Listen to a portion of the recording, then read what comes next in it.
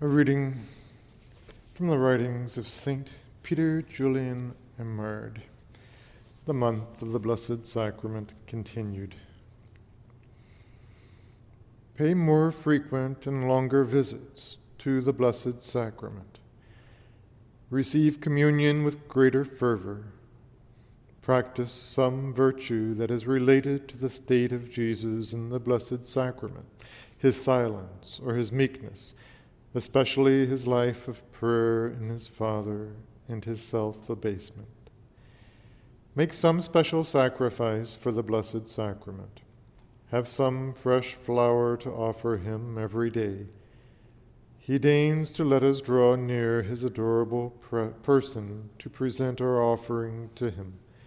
Indeed, the great ones of the earth are not so easy to approach.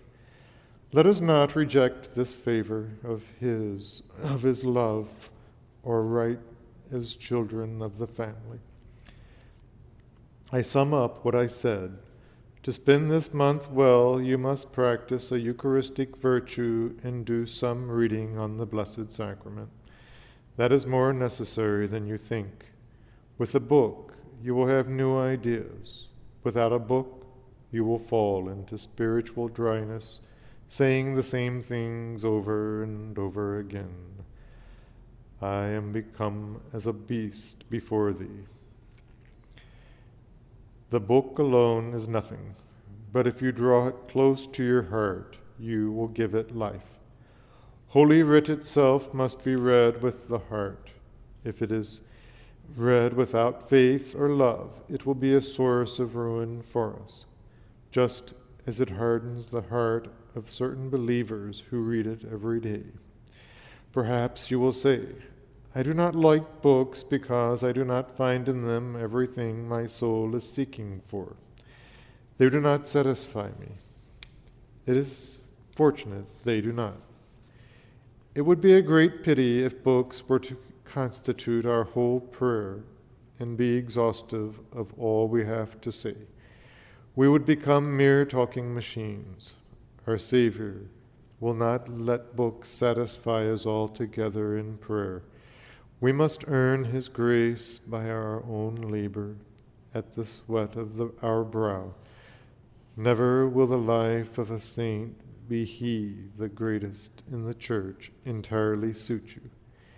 And why? Because you are not that saint. Because you have a personal grace adapted to your nature. Because you possess a personality of your own, which you cannot completely ignore. Read, therefore, but expect the full fruit of your reading only from your own meditation. Spiritual communion, my Jesus. I believe that you are really present in the Blessed Sacrament. I love you above all things, and I long to receive you into my soul. Since I cannot now receive you sacramentally, come at least spiritually into my heart. I embrace you as one who has already come, and unite myself entirely to you. Never permit me to be separated from you.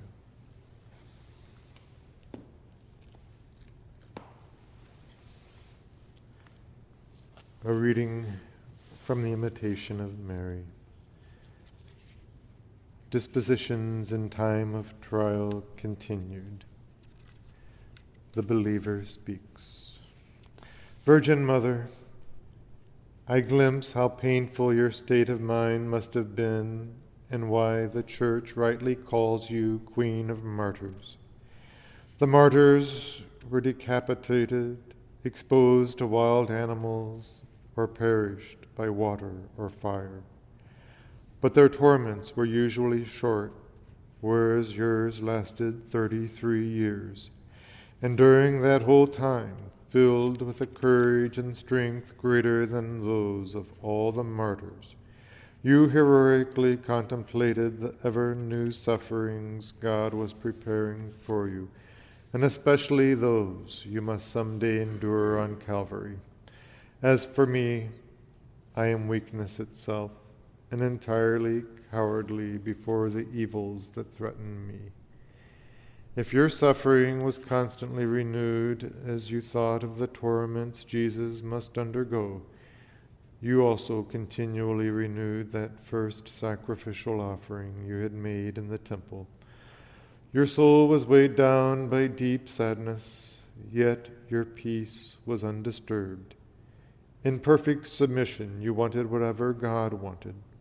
I, on the contrary, am frightened at the very thought of the new crosses he has in store for me.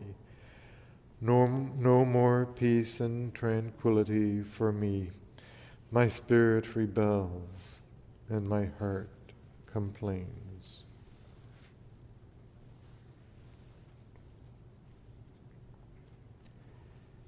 Hail Mary, full of grace, the Lord is with thee. Blessed art thou amongst women, and blessed is the fruit of thy womb, Jesus. Holy Mary, Mother of God, pray for us sinners, now and at the hour of our death. Amen. Our Lady, Queen of Martyrs,